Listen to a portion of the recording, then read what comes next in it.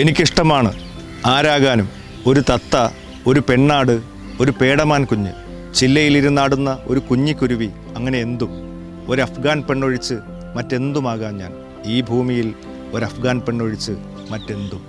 റോയ എന്നു പേരുള്ള ഒരു അഫ്ഗാനിസ്ഥാൻ സ്ത്രീ പറയുന്നതാണ്. റോയ എന്നു പേരുള്ള ഒരു അഫ്ഗാൻ കവയത്രി പാടുന്നതാണ്.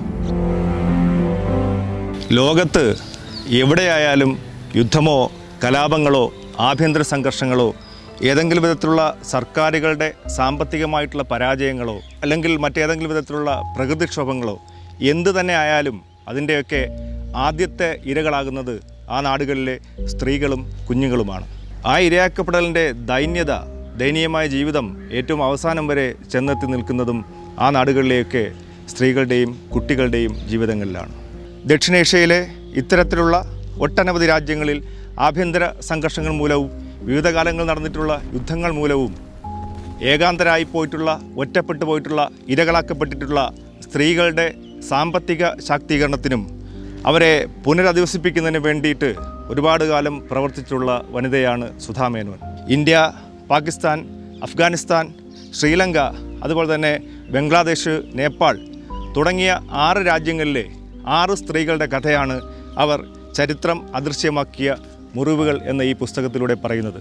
ശരിക്കും ഇത് 6 രാജ്യങ്ങളുടെ 6 സ്ത്രീകളുടെ കഥയാണെങ്കിലും ഇത്തരത്തിൽ ഇരകളാക്കപ്പെട്ടു പോയിട്ടുള്ള ലോകമെമ്പാടുമുള്ള ആയിരക്കണക്കായ മനുഷ്യരുടെ ജീവിതത്തിൻ്റെയും അതിജീവനത്തിൻ്റെയും കഥയാണ്, അതിൻ്റെയൊക്കെ ഒരു ആകത്തുകയാണ്. മരണഗന്ധമുള്ള പരുത്തിപ്പാടങ്ങൾ എന്ന് പറയുന്ന അധ്യായത്തിൽ ആന്ധ്രാപ്രദേശിലെ വാറങ്കൽ ജില്ലയിൽ കർഷകർ കൂട്ടത്തോടെ ആത്മഹത്യ ചെയ്യുന്നതാണ്.